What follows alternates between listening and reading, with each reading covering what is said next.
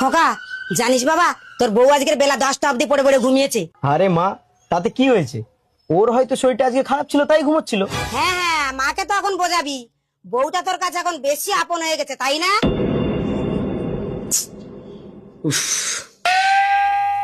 ছেলেটাও দিন দিন বউর ভেড়া হয়ে গেছে। তুমি এসে গেছো?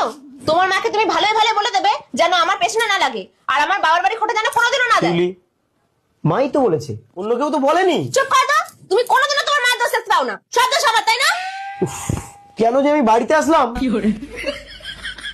আরে সাধু বাবা, আমি একজন পুলিশ, অপরাধীদের ধরে সাজা দেওয়ার ব্যবস্থা করি।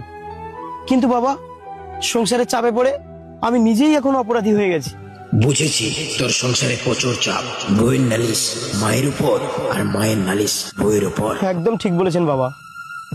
এখন আমি কি করব? মাথা ঠান্ডা কর, আগুনে ঘি দিলে আগুন জ্বলে ওঠে। ধন্যবাদ বাবা, আমি আপনার অর্থ বুঝতে পেরেছি।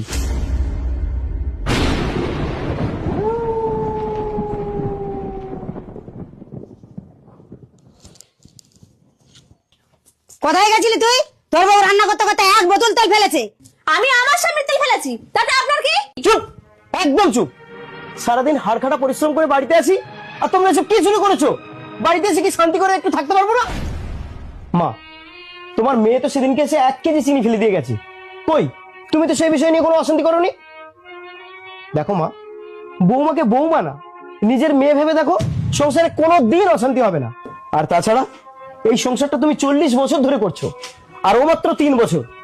তাহলে এই সংসারের সবচেয়ে বেশি অভিজ্ঞতা তোমার, তাই তোমার উচিত ওকে ভালোভাবে বোঝানো। আর তুমি, এটা যদি তোমার নিজের মা হতো, তুমি পারতে মায়ের সঙ্গে এভাবে কথা বলতে? শিউলি, মা দুটো কথা বলে সন্তানের ভালোর জন্য।